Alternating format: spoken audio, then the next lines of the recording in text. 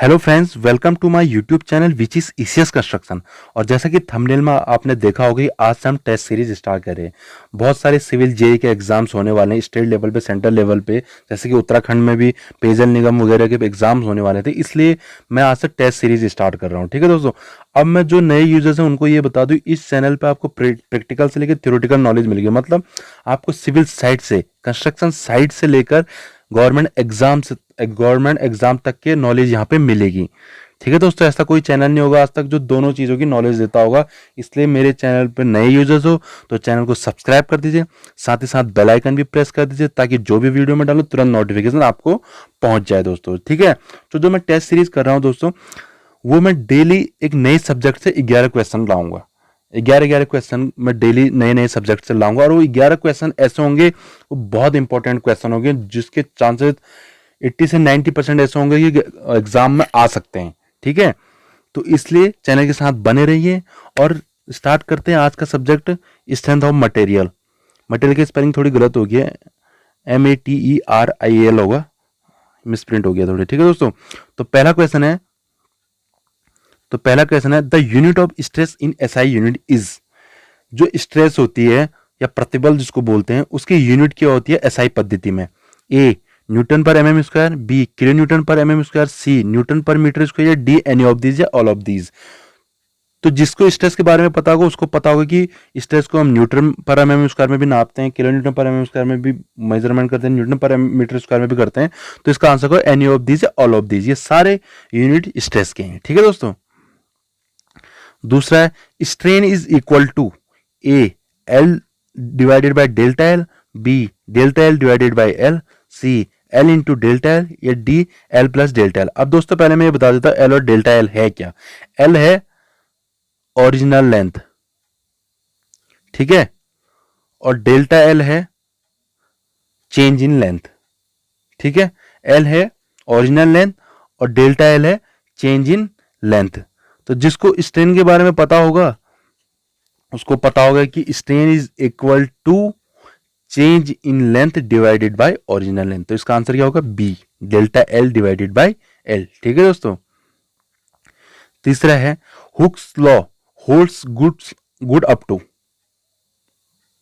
Hooks law holds good up to, ठीक है, Hooke's law कहां तक वेरी करता है? मतलब इसका आंसर ये है, A yield point, B elastic limit, C plastic limit, या डी ब्रेकिंग पॉइंट। अब जिसको स्ट्रेस स्ट्रेन कर्व जिसने पढ़ा होगा उसको पता होगा हुक्स लॉ कहां तक वेरी करता है। अगर देखा जाए ये स्ट्रेस है, ये स्ट्रेन कर्व, स्ट्रेस और स्ट्रेन कर्व है। अब कुछ इस तरह से ये हमारे स्ट्रेस कर्व जाता है, ये ए पॉइंट होता है, ये बी पॉइंट होता है, यहाँ पे सी, फिर ये सी डैश। तो जो ए पॉइंट और बी पॉइंट होता है, बी पॉइंट तक जो होता है इलास्टिक लिमिट होती है, सी और सी डैश के बाद हो जाता है हमारा यील्ड पॉइंट। ठीक है दोस्तों, उसके बाद आगे क्या होता है? प्लास्टिक लिमिट, फिर ब्रेकिंग पॉइंट। ठीक है, तो जो हमारा हुक्स लॉ डिपेंड करता है वो करता है ओनली बी, इलास्टिक लिमिट तक। ठीक है, चौथा क्वेश्चन है the ratio of linear stress to the linear strain is called. जो स्ट्रेस एंड स्ट्रेन का रेशियो क्या होता है? जब आपने पढ़ा होगा linear stress to the linear stress, linear stress to the linear strain, मतलब स्ट्रेस डिवाइडेड बाय स्ट्रेन होता क्या है? वो होता है ई क्या? Modulus of elasticity. ठीक है, मॉड्यूलस ऑफ इलास्टिसिटी होता है स्ट्रेस डिवाइडेड बाय स्ट्रेन। ठीक है, आपने पढ़ा होगा हुक्स लॉ पढ़ा होगा, तो हुक्स लॉ में पढ़ा होगा आपने stress directly proportional to strain. ठीक है, तो फिर ये हो जाएगा E divided by E into strain. ठीक है, फिर यहां से निकालते हैं E equal to stress divided by strain. ठीक है दोस्तों, इतना समझ में आया होगा। अब चलते हैं पांचवा, the modulus of elasticity for mild steel is approximately equal to. दो module of elasticity mild steel के लिए कहां तक वेरी करता है? अप्रोक्सीमेटली कितना होता है? A 10 kilo newton per M square, B 80 kilo newton per M square, C 100 kilo newton per M square, D 210 kilo newton per M square. ठीक है, तो इसका आंसर होगा दोस्तों D 210 kilo newton per M square. अब आपने ये भी पढ़ा होगा 2 × 10⁵ न्यूटन पर एम स्क्वायर। तो ये भी वही चीज़ है। अगर आप देखें 1 किलो न्यूटन में होता है 1000 न्यूटन, तो 210 को 1000 से मल्टीप्लाई करेंगे तो आपको पता चल जाएगा कि कितना आएगा। ठीक है दोस्तों, तो वो 2 इंटू 10 की पावर जो आपने पढ़ा होगा 2 इंटू 10 की power 5 Newton per M square, वो वही है डी। ठीक है दोस्तों, तो इसका आंसर क्या होगा D, 210 kilo newton per M square. छठा, the ultimate tensile stress for mild steel is dash dash the ultimate compressive stress. ठीक है, तो ये कह रहा है जो माइल्ड स्टील के लिए टेंसाइल स्ट्रेस होता है वो माइल्ड स्टील के लिए जो टेंसाइल स्ट्रेस होता है वो कंप्रेसिव स्ट्रेस के इक्वल होता है, या बी लेस देन होता है कम होता है, या सी मोर देन होता है, या D no of the above या नन ऑफ द अबव, इनमें से या कोई नहीं होता। तो ultimate tensile stress for mild steel is more than the ultimate compressive. जो टेंसाइल स्ट्रेस होता है माइल्ड स्टील में ज्यादा होता है कंप्रेसिव स्ट्रेस से। ठीक है दोस्तों,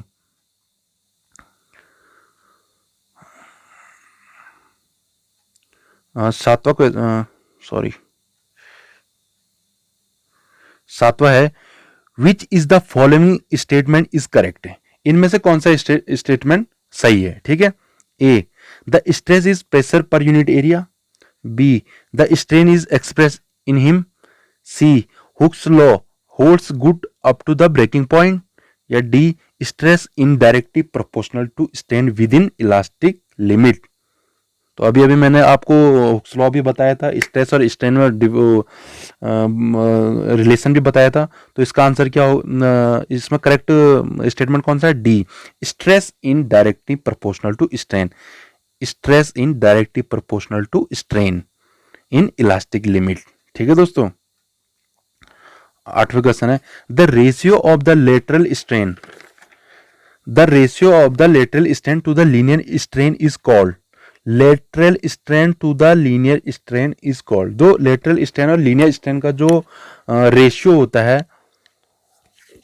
वो क्या होता है।